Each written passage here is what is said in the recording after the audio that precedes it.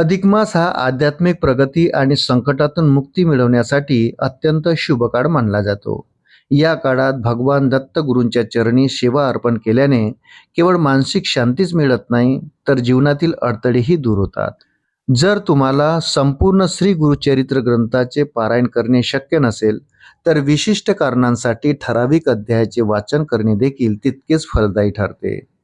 हिंदू धर्मशास्त्रात अधिक मासाला पुरुषोत्तम मास म्हटले जाते. यंदा 17 मे पासून अधिक मास सुरू होत आहे.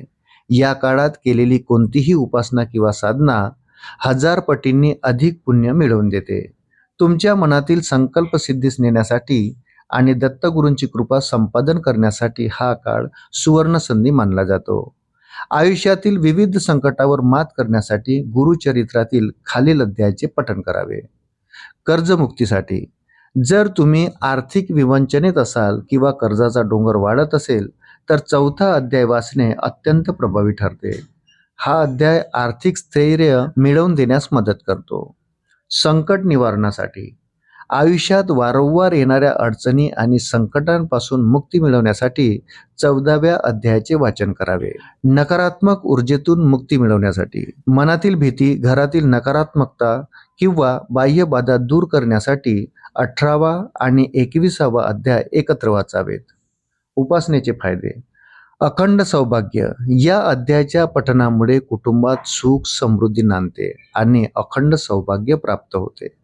मनातील सात्विक इच्छा पूर्ण होण्यासाठी या अध्यायाचे पारायण अधिक मासात करणे लाभदायक ठरते. आयुष्यात अडथळे येत असतील आणि तुम्हाला नव्या जोमाने सुरुवात करायची असेल, तर हे उपाय आवर्जून करावेत.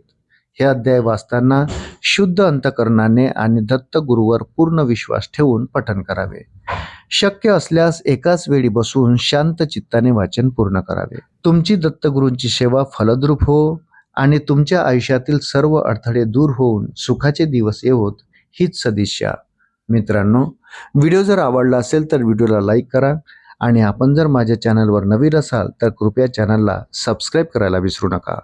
भेटूया पुन्हा अशाच महत्त्वपूर्ण माहितीसोबत. तोपर्यंत धन्यवाद.